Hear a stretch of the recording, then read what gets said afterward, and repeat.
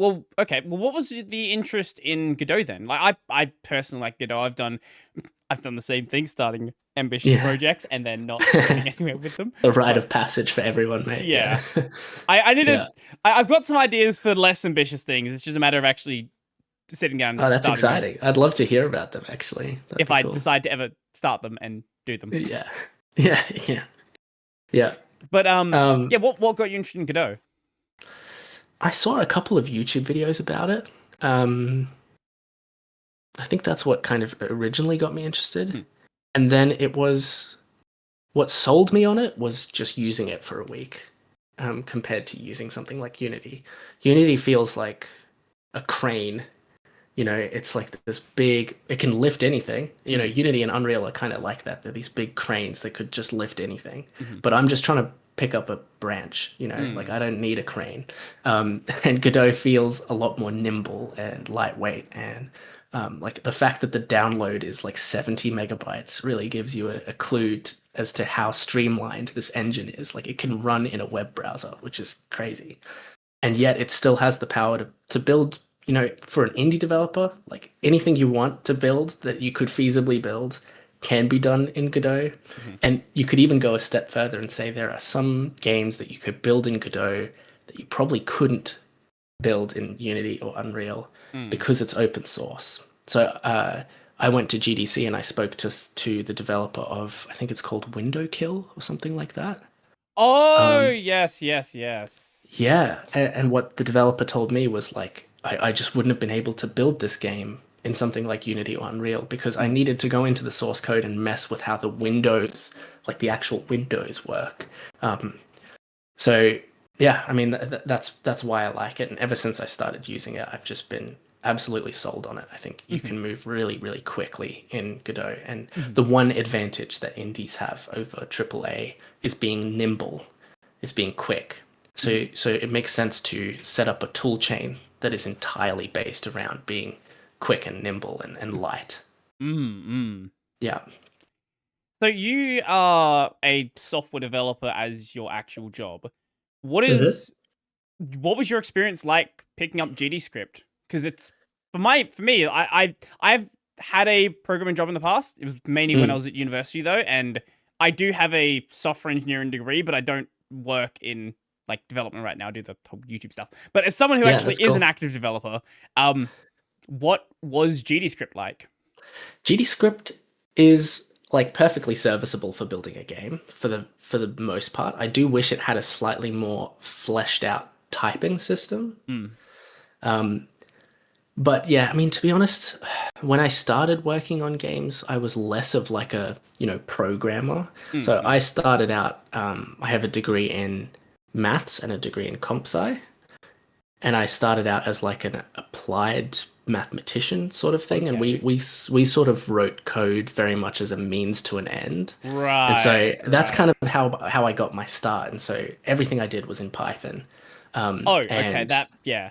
yeah, GDScript is super similar to Python. The only thing is that the type hinting system is not quite as mature as I'd like it to be, but it's improved quite a bit since I started working with Godot. Mhm. Um, but it's quick, and that's Mm. that's the important thing. It's like super quick, and being able to change code while the game is running and having that be reflected Mhm. it's a good thing. I mean, you lose some of the benefits of having a properly compiled language, but it's still, I think, when speed is the main thing, you can make some sacrifices on like robustness and quality to be able to ship things quickly. Mm. Mm. So you said you feel like the Godot engine itself is, light and fast and all this good stuff, but like Mm. functionality wise, because you said you have played with Unity in the past. I don't know how much experience you had, Yeah.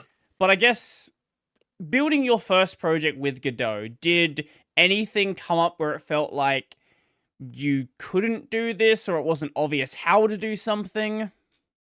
It's a good question. I think potentially like the level design tools or the process of actually building a 3D environment and Mhm. placing props in and stuff felt a bit clunky at times. And so I did end up downloading some add-ons for that kind of thing. Mhm. For like scatter placing items and that kind of thing. I'm not sure if Unity has built-in stuff for that. I imagine you'd probably have to download an add-on for that too. Mhm. I didn't spend that much time in Unity, to be Sure. honest. And so for me personally, there wasn't anything in Godot where I was like, this is impossible to do, and I would have to switch to another engine. It's just simply not the case. Like Mhm. from vast majority of use cases, Godot has the tools, or someone else has built a plugin that can help you out with it. Mhm. Yeah, that's the nice thing with Godot because the engine is written in Godot, so Mm. extending it is also like actually relatively simple. Yeah, I mean, I haven't played around with any of that stuff yet. Not too much. I've Mhm. started building some light plugins. Mhm. So, but there's cool stuff like GD Native and whatever other extension systems they have. I don't really know Mhm. that much about it Mhm. because I Mhm. haven't gone too much into depth. But it does seem like it's it's got benefits, and I guess just having the engine code available to you at all times also has huge benefits. Mm, mm, mm. Yeah.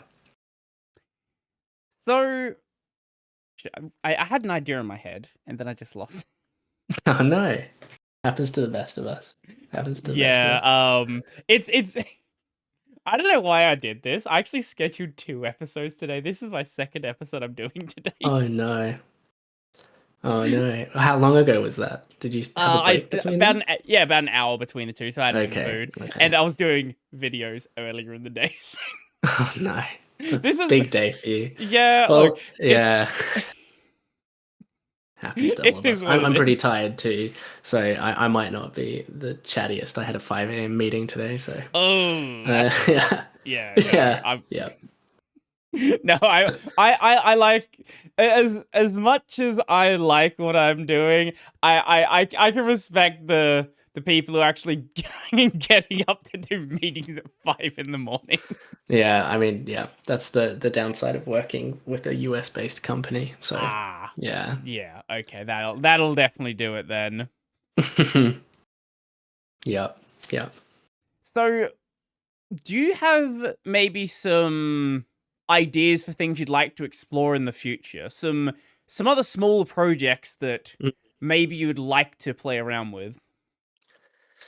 I have rough ideas. I Mm, think what I have in my head is sort of a general vibe of the types of games that I want to build, mm, less than concrete ideas. I mean, I probably have like dozens of concrete ideas sure. that are not fleshed out, but I think the general sort of uh, direction that I want to head is, like I said, the games that have either very high replayability Mm, or you can get a lot of content out of just emergent content. So things that are a little bit more like simulation-y or crafty or buildy, those sorts of things. Like if you think about, for example, like a I don't know, like a cafe manager simulation or right, something like right. that.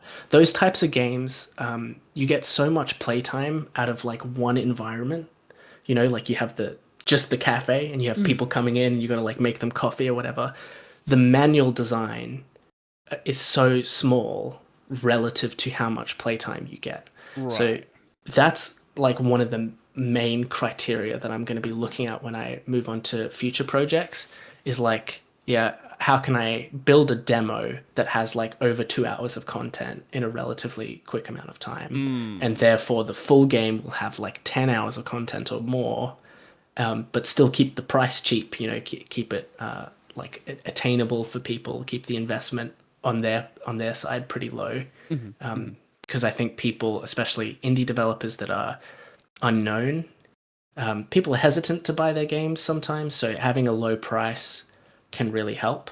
mhm, So that's roughly what I'm looking at. Incremental games, simulation games, potentially more like action roguelikey type stuff. I'm a mhm. little bit annoyed because at one point I did have an idea for like, oh, 3D Vampire Survivors could be cool, and I just didn't build it. And now I'm thinking, man, I could be a millionaire. But yeah, it is what it is. I don't know Mhm, if I would have built it as well as Megabonk has been built, but yeah, mhm.